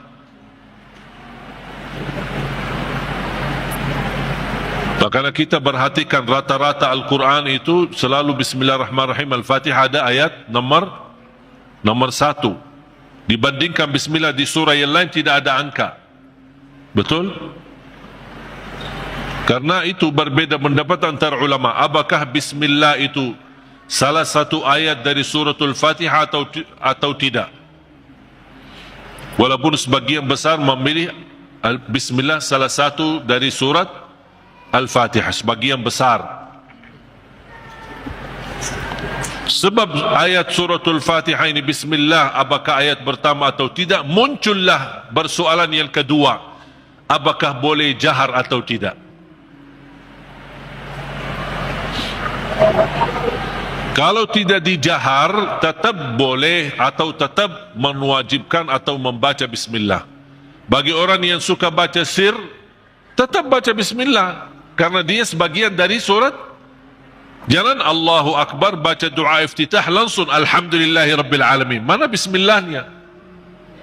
Tetap dibacakan walaupun sir, tidak dijahar. Menurut saya bagi soal jahar atau sir tidak masalah. Keras suara atau tidak keras suara tidak masalah. Bagi saya tidak masalah. Dan saya selalu sesuaikan masjid yang suka keraskan suara dengan Bismillah, saya suka tanya kalau diminta jadi imam. Kalau jahar Bismillah, saya jahar. Kalau disirkan, tidak dikeraskan, saya tidak keraskan. Kunut subuh, kalau dia masih baki kunut subuh dan saya diminta jadi imam, saya baki kunut subuh. Kalau masih tidak baki kunut subuh, saya tidak baki kunut subuh. Saya tidak suka maksa. Tak, saya tidak mau kunut subuh. Kalau saya jadi imam, saya tidak mau kunut subuh. Kenapa? Ini bid'ah, ini sesat semua. Nah. Gampang, alhamdulillah, hal berbedaan tidak masalah. Yang saya paling suka masjid netral. Ketika saya masuk masjid, saya suka tanya ketika diminta jadi imam. Karena mereka berharap mudah-mudahan ini. Padahal saya suka mundur, saya tidak mau jadi imam karena pensiun jadi imam.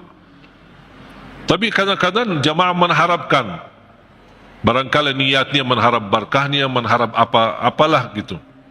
Akhirnya saya harus turuti permintaan mereka. Tapi saya suka tanya, jahar Bismillah atau tidak, qunut subuh atau tidak, habis salat zikir atau tidak, doa atau tidak, bisa disesuaikan. Karena ini semua hal berbeda pendapat.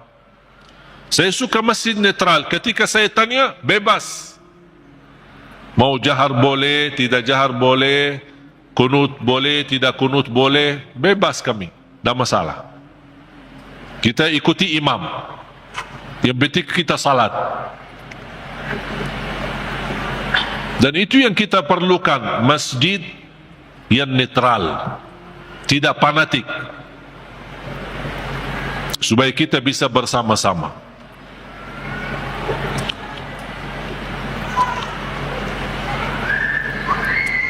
Bismillahirrahmanirrahim. Kalau kita hitungkan Al-Fatihah berapa ayat? Berapa? 7. Itu sudah disepakati. Itu sudah disepakati. 7 ayat. Sekarang gimana kita bisa jelaskan? Kalau Bismillah sebagian dari suratul Fatihah, gimana kalau kita hitungkan ayatnya? Ayo kita mari sama-sama hitung. Bismillahirrahmanirrahim 1. Alhamdulillahi Rabbil Alamin 2. Ar-Rahmanir-Rahim 3. Maliki Yawmiddin 4. Iyyaka na'budu wa iyyaka nasta'in 5. Ihdinas siratal mustaqim 6. Berarti tinggal berapa? 1 ayat. Siratal ladzina an'amta 'alaihim ghairil maghdubi 'alaihim waladdallin. 1. Berarti jadi berapa? 7. Bagi ulama yang pendapat Bismillah tidak sebagian dari suratul Fatihah, tidak dihitung sebagian dari ayat suratul Fatihah. Berarti, ayo coba kita hitung. Kalau dikeluarkan bismillah, mari kita hitung ayat pertama apa? Alhamdulillahi Rabbil Alamin. 1. Terus Ar-Rahman Ar-Rahim. 2. Terus 3. 4. 5.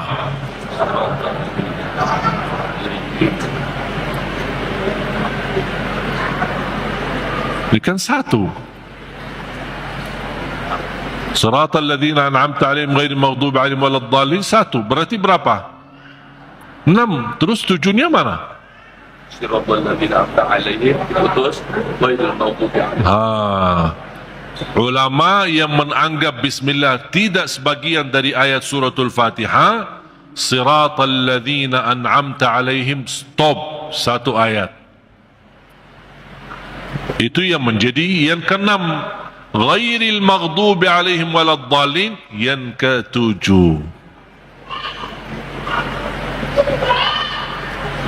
Karena siratal ladzina an'amta 'alaihim sudah sempurna makna kalau kita berhenti. Sudah selesai, makna jelas, sempurna, tidak ada kaitan dengan selanjutnya. Makanya dianggap itu 1 ayat. Walaupun rata-rata Al-Quran yang kita lihat semuanya tidak ada angka di situ kan? Karena apalagi yang di Madinah yang menuliskan Al-Quran ini, salah satu ulama namanya Syekh Uthman Taha, penulis Al-Quran di kota Madinah, dia mengikut mazhab Imam Syafi'i. Makanya dia menuliskan bismillah ayat nomor pertama. Dan itu yang diberlakukan oleh sebagian besar di mana-mana, di Mesir, di mana-mana selalu Al-Quran kita perhatikan selalu bismillah ayat yang pertama. Yang saya ingin sampaikan, yang kita sudah fahami, Al-Fatihah 7 ayat.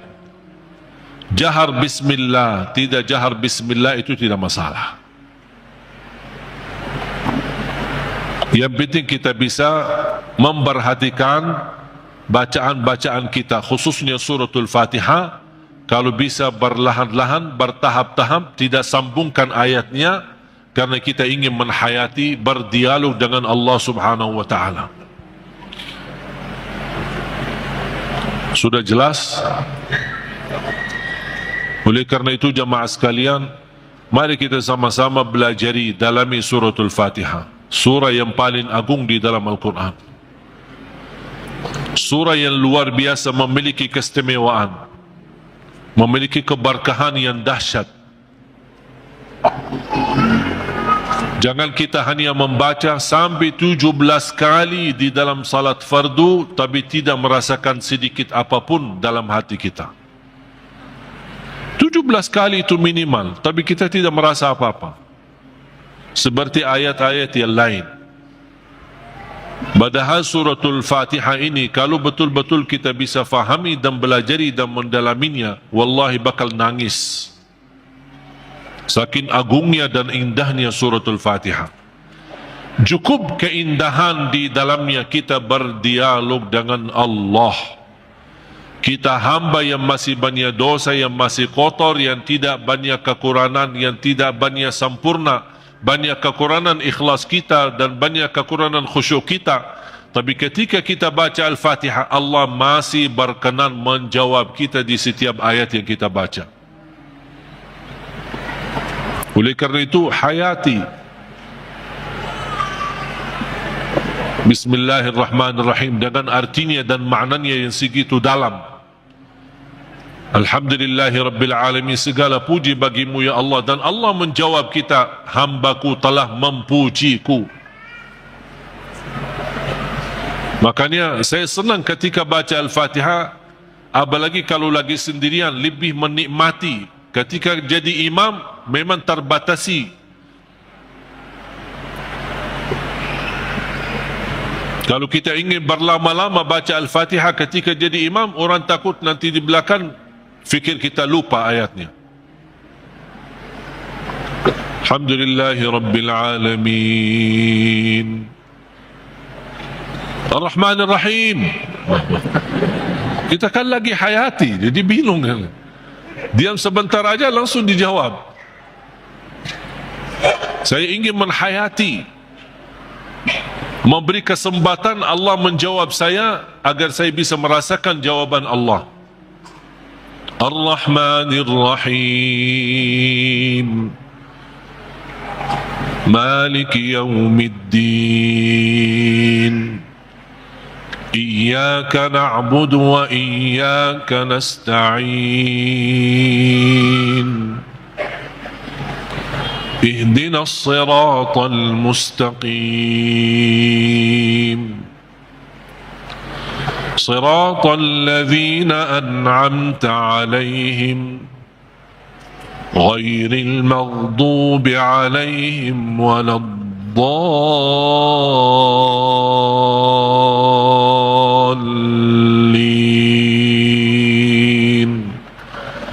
Amin. Amin sama seperti baca Yasin. Gimana baca Yasin? Yasin. Gitu? Betul? Gimana? Yasin. Gimana baca Yasin? Yasin. Amin. Kita sering waladdallin. Amin. Apalagi anak-anak. Amin. Yasin. Sebagaimana dijelaskan oleh Imam Ibn Kathir rahimahullah dalam tafsirnya. Mudah-mudahan pertemuan ini kita kupas walaupun sedikit dari suratul Fatihah. Mudah-mudahan insyaAllah menjadi bahan ilmu buat kita untuk ke depan kita bisa menghayati dan bisa dalam membaca suratul Fatihah di dalam salat maupun di luar salat, kita bisa merasa tersentuh hati kita. Kalau Al-Fatihah ini bisa nyambung ke hati kita, itu subhanallah luar biasa. Alhamdulillah, itulah tadi kajian yang indah dari guru kita Al-Maghfurullahu Syekh Ali Jaber. Semoga menjadi amal jariah beliau dan diberikan tempat yang mulia di sisi Allah Subhanahu wa taala. Amin amin ya rabbal alamin. Wassalamualaikum warahmatullahi wabarakatuh.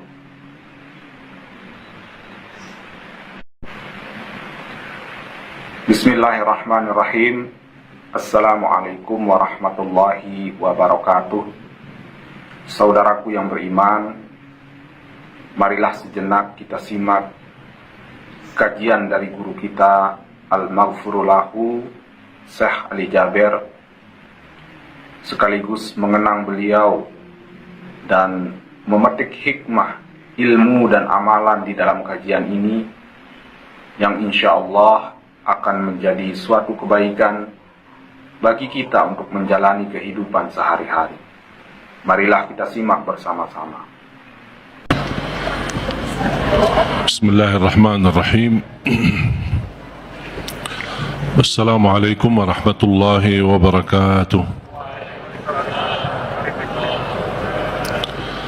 Alhamdulillahi rabbil alamin, wa ashhadu an la ilaha illallah wahdahu la sharika lah waliyus salihin, wa ashhadu anna sayyidana wa nabiyyana Muhammadan abdullahi wa rasuluhu as-sadiqul amin. Allahumma salli wa sallim wa barik ala sayyidina Muhammad wa ala alihi wa sahbihi wa man tabi'ahum bi ihsanin ila yaumiddin. Allahumma allimna ma yanfa'una wa anfa'na bima 'allamtana wa zidna ilman wa tuqa. Para jemaah sekalian yang dimuliakan Allah Subhanahu wa taala,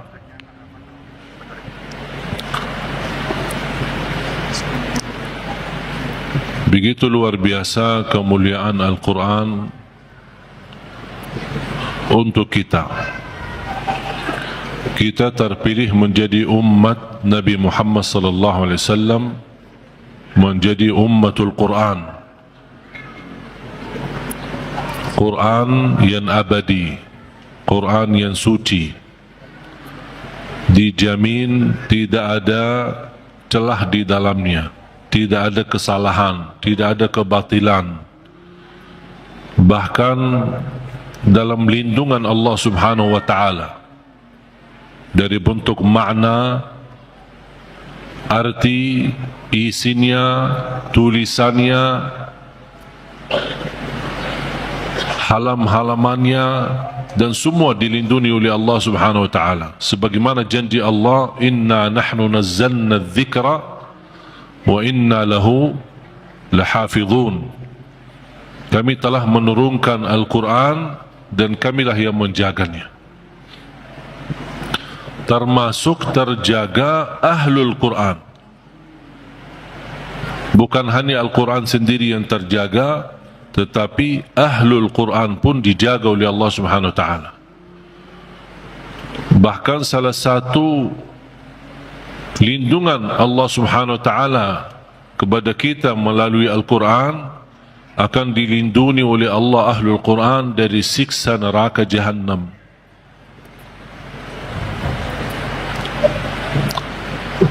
Artinya, kalau ada seorang ahlul Quran tapi masih berlaku dosa maksiat,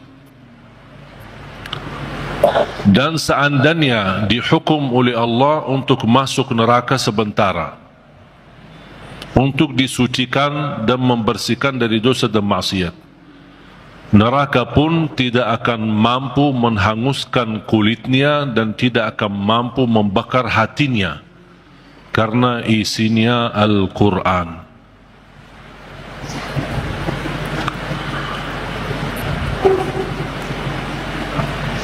Banyak kelebihan Al-Quran untuk kita. Surah yang paling agung di dalam Al-Quran Suratul Fatihah.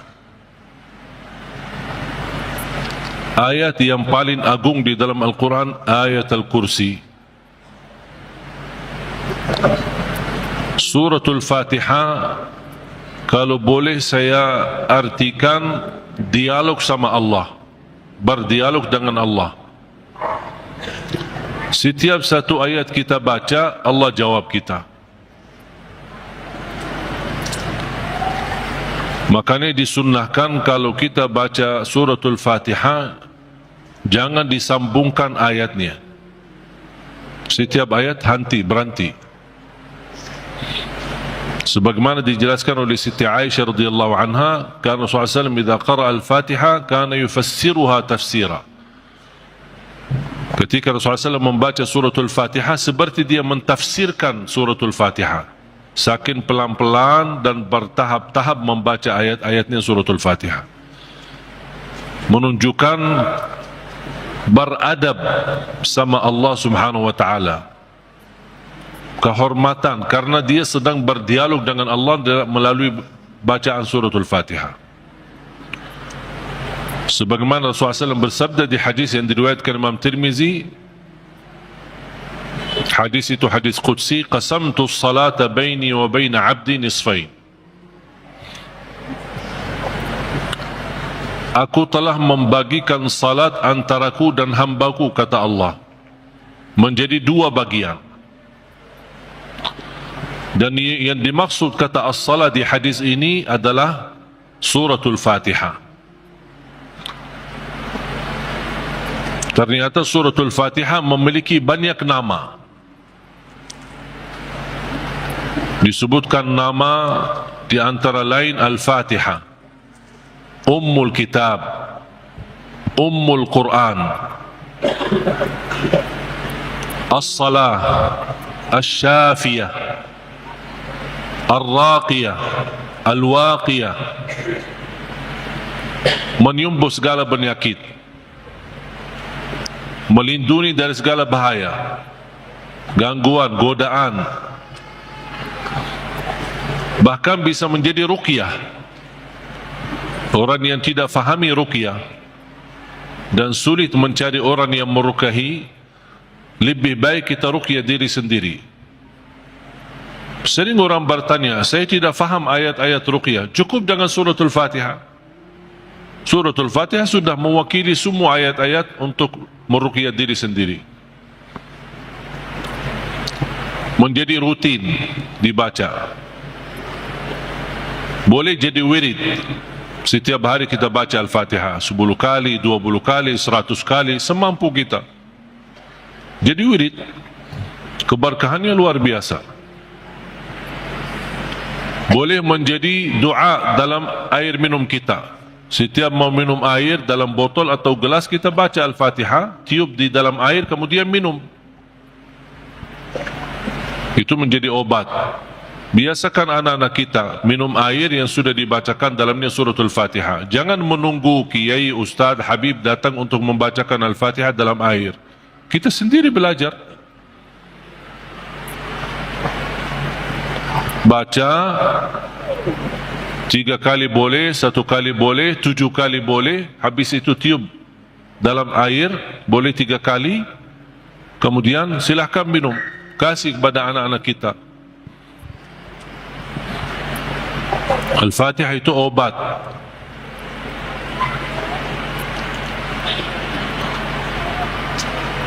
Tidak sah salat seorang kalau tidak baca Al-Fatihah.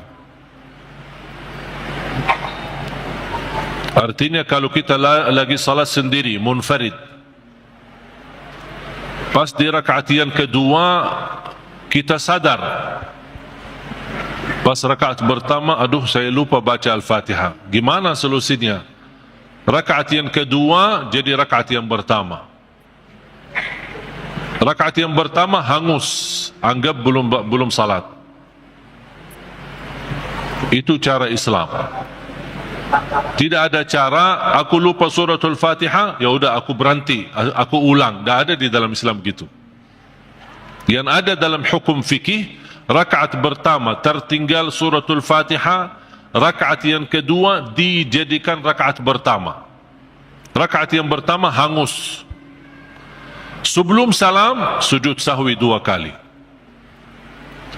Tapi sahwi tidak mencukupi atau menggantikan rukun yang kita tinggalkan. Ada istilah rukun, ada istilah wajib. Kalau tertinggal wajib dalam salat, masih bisa kita laksanakan sujud sahwi, menggantikan yang kita tinggalkan. Contoh, salah satu contoh wajib apa? Apa wajib? Kalau dalam salat wajib, baca Al-Fatihah rukun. Melanjutkan ayat-ayat yang lain, surah pendek, itu wajib. Gimana kalau saya salat zuhur, habis saya baca Al-Fatihah di rakaat pertama, saya langsung ruku'. Berarti apa yang tertinggal? Bacaan ayat kan? Surah pendek tertinggal. Hukum surah pendek sesudah Al-Fatihah wajib di dalam salat fardu. Sunnah di dalam salat sunnah. Artinya apa? Kalau saya lakukan salat sunnah, boleh enggak saya hanya baca Al-Fatihah kemudian langsung ruku'? Boleh. Tidak harus baca ayat-ayat yang lain. Itu di salat sunnah. Tapi di salat wajib, rakaat pertama, rakaat yang kedua, Al-Fatihah rukun, dan kewajibannya dilengkapi dengan wajib baca ayat, walaupun 1 ayat. Walaupun 1 ayat, tidak harus 1 surah. 1 ayat kemudian langsung ruku'. Boleh. Amma yatasaalun, Allahu Akbar. 1 ayat. Itu sudah mencukupi melaksanakan yang wajib.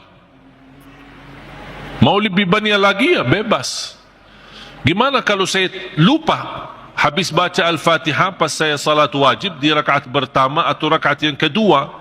Kadang-kadang terjadi, namanya kita lagi salat, ada terganggu fikiran, kehilangan khusyuk. Pas habis saya baca Al-Fatihah, Allahu Akbar, saya ruku'. Pas di dalam ruku', aduh saya belum baca ayat-ayat pendek. Di dalam hukum fikih tidak boleh kita balik. Tidak ada kata mundur dalam salat. Untuk membacakan baru ruku' lagi, tidak ada. Teruskan salatnya, ruku', sujud, sampai mau selesai. Sebelum salam, sujud sahwi 2 kali. Tidak ada istilah sujud sahwi 1 kali, 2 kali sujud sahwi. Kenapa sujud sahwi 2 kali? Menggantikan yang wajib yang tertinggal. Itu bisa diwakili atau dicukupi dengan sujud sahwi. Zikir dalam ruku', zikir dalam sujud, hukumnya wajib. Walaupun ada berbeza pendapat, wajib apakah 1 kali atau 3 kali. Ada yang berkata 1 kali wajib, selebihnya sunnah. Subhana rabbiyal azim 1 kali, sami'allahu liman hamidah, boleh. Tapi kalau mau wajib dan sunnah, ya 3 kali, 5 kali, 7 kali, atau seterusnya sampai imam berdiri dari ruku'. Kalau imam ruku'nya panjang, banyak orang yang subhan rabbiyal azim, subhan rabbiyal azim, subhan rabbiyal azim. Kok imam belum bangun dari ruku'? Belum berdiri? Tak usah fikirin imam. Teruskan zikirmu sampai imam berkata sami'allahu liman hamidah. Kalau lama, ya berarti kita bebas lama. Tapi tidak boleh doa dalam ruku'. Dalam ruku' tidak boleh doa. Yang boleh doa di dalam sujud. Dan doa itu bebas. Sering saya memperhatikan orang lebih banyak memilih doa panjang di sujud terakhir. Itu bukan berarti tidak boleh doa di setiap sujud. Sujud pertama boleh enggak saya panjang doa? Boleh. Apalagi kalau lagi salat sendiri. Yang tidak boleh berlama-lama sujud ketika kita makmum. Imam sudah Allahu Akbar, kita masih enak-enak sujud. Kita bangun dari sujud, imam sujud lagi. Suka telat. Itu makruh, bahkan bisa disampaikan membatalkan salat kalau sengaja. Sudah, kalau makmum ikuti imam. Mau berlama-lama sujud, anda lagi salat sendiri, silahkan. Sampai hari kiamat sujud, tak apa-apa. Tak masalah, bebas. Banyak orang yang suka kalau pas lagi makmum, enak sujud lama. Sampai tertinggal imamnya. Tapi pas lagi sendirian, malas lama-lama sujud. Jadi kebalik. Tapi kalau yang tertinggal rukun, itu tidak mencukupi atau tidak bisa digantikan dengan sujud sahwi. Tetap harus melaksanakan rukun tersebut. Contoh, rakaat pertama habis saya baca Al-Fatihah, baca surah pendek, kemudian langsung Allahu Akbar. Tambah saya sadar, saya sujud. Terjadi enggak? Ada yang sujud tambah ruku'. Pas dia di sujud, aduh saya belum ruku'. Gimana solusinya dalam fikih? Teruskan salatnya, pas berdiri di rakaat yang kedua, hangus rakaat yang pertama. Rakaat yang kedua dijadikan rakaat pertama. Kalau dari segi hitungan, pasti ada tambahan rakaat kan? Dianggap ada tambahan rakaat.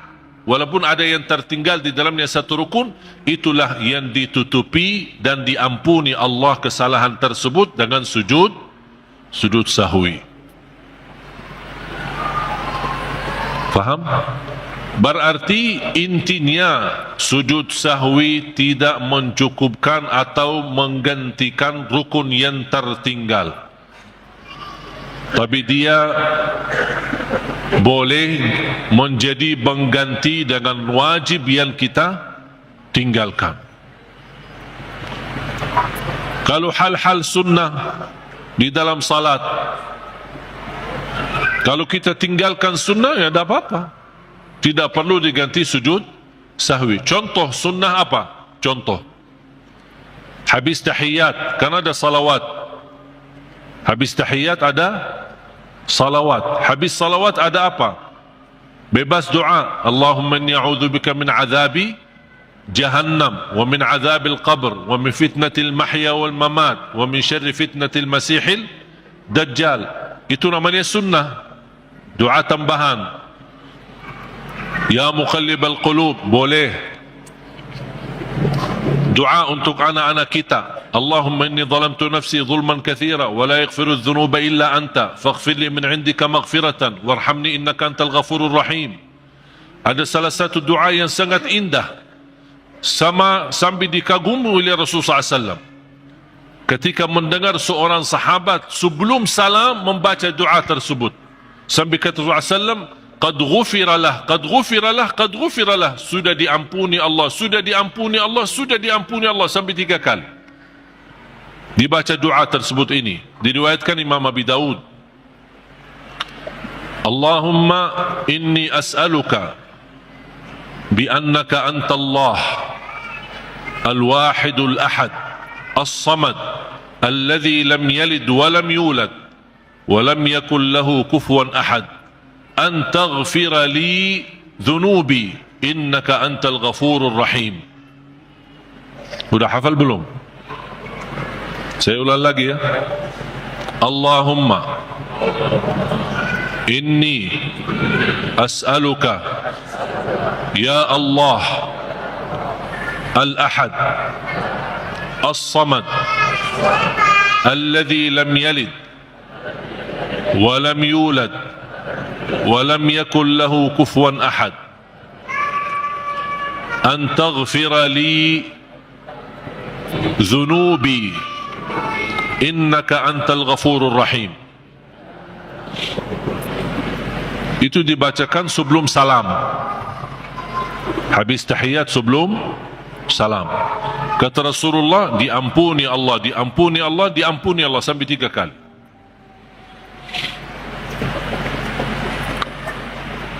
Kalau sudah hafal qulhu masih bisa hafal doa ini. Hafal qulhu kan? Alhamdulillah hafal. Kan isinya sama dengan isi surat Al-Ikhlas. Allahumma inni as'aluka ya Allah. Ini sudah sampai di sini ya. Allahumma inni as'aluka ya Allah Al-Ahad As-Samad Alladhi lam yalid Walam yulad Walam yakun lahu kufuwan ahad An taghfira li dhunubi Innaka antal ghafurur rahim. Itu sunnah. Atau doa-doa yang lain kalau kita hafal. Apapun doa bebas. Bahkan ada yang membolehkan dalam berdoa, sebagaimana kata guru saya Syekh Salih Al-Maghamsi, untuk boleh kita membaca doa walaupun dalam bahasa sendiri, di dalam sujud maupun di ujung tahiyat, bebas kita berdoa. Tapi saya memilih dan mendorong jamaah, hafallah doa bahasa Arab sama artinya, supaya kita bisa merasakan makna doa dalam bahasa Arab. Kalau kita sama sekali kesulitan menghafal, berarti kita bisa berdoa walaupun dalam bahasa sendiri. Karena hal-hal yang sunnah itu boleh dibacakan dalam bahasa sendiri. Doa di dalam sujud, doa ketika habis tahiyat, tapi tidak boleh tahiyat atau salawat diganti dengan bahasa sendiri. Tahiyatu tayyibatu, apa ya bahasa Indonesianya? Tak boleh diganti dalam bahasa Indonesia. Atau baca Al-Fatihah tapi dalam bahasa Indonesia. Segala puji bagimu ya Allah, Rabb semesta alam, amin, amin. Bahasa Indonesia amin, amin ya juga, amin. Itu tak boleh. Jadi hal yang wajib, hal yang rukun tidak boleh diganti dengan bahasa sendiri. Kalau hal yang sunnah seperti doa-doa di dalam sujud atau di ujung tahiyat sebelum salam, tidak apa-apa. Ada ulama membolehkan. Walaupun saya memilih lebih baik utamakan yang dalam bahasa Arab.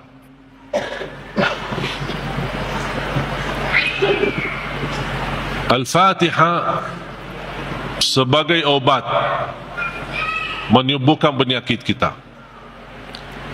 Ada yang merasa gesak di hati, merasa stres kepalanya, boleh taruh tangan yang kanan di atas kepala dan baca Al-Fatihah. Di atas dada kita baca Al-Fatihah. Itu sungguh subhanallah. Al-Quran sebenarnya seluruh Al-Quran, seluruh isi Al-Quran itu obat. Qul huwa lilladzina amanu hudan wa shifa.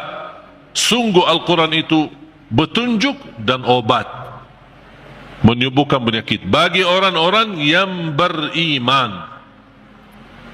Berarti Al-Quran menyembuh penyakit hanya berlaku bagi orang yang beriman. Yang tidak beriman tidak berlaku.